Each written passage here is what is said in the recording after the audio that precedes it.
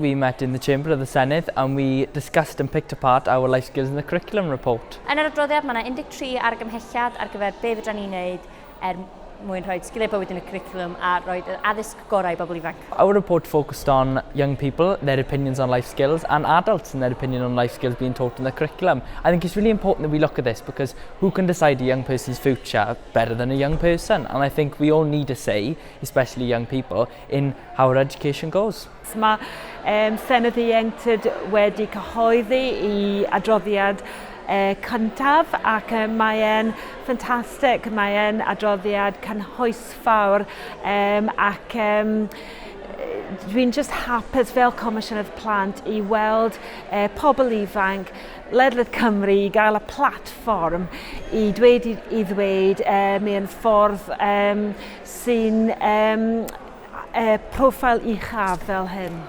I think it's excellent. I think it's very comprehensive. It's based on evidence and consultation, so it's been fully informed.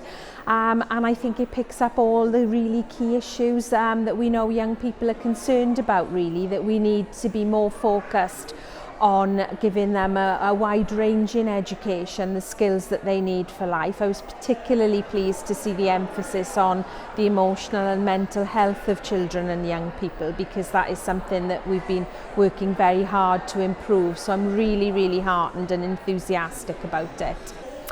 I really welcomed their report. It was evidence-based, it was thoughtful, it was balanced, and what I particularly like about this report is they didn't just say all the things that they think are wrong with the current system. They actually said, this is what we think should happen next, this is how it would fit with the ethos of the new curriculum, and they came out with a really practical list of recommendations. I really hope that more emphasis is put on life skills and that people realise what a life skill is and people understand that they're not just things to be tossed aside. The life skills are majorly important in a young person's life. Gobeithio wnaeth nhw gymryd yr 13 argymhelliad a cynnwys o yn y curriculum newydd fel bod pobl ifanc Cymru yn dysgu am sgiliau bywyd ac yn barod dod allan fel pobl ifanc sy'n barod am fywyd.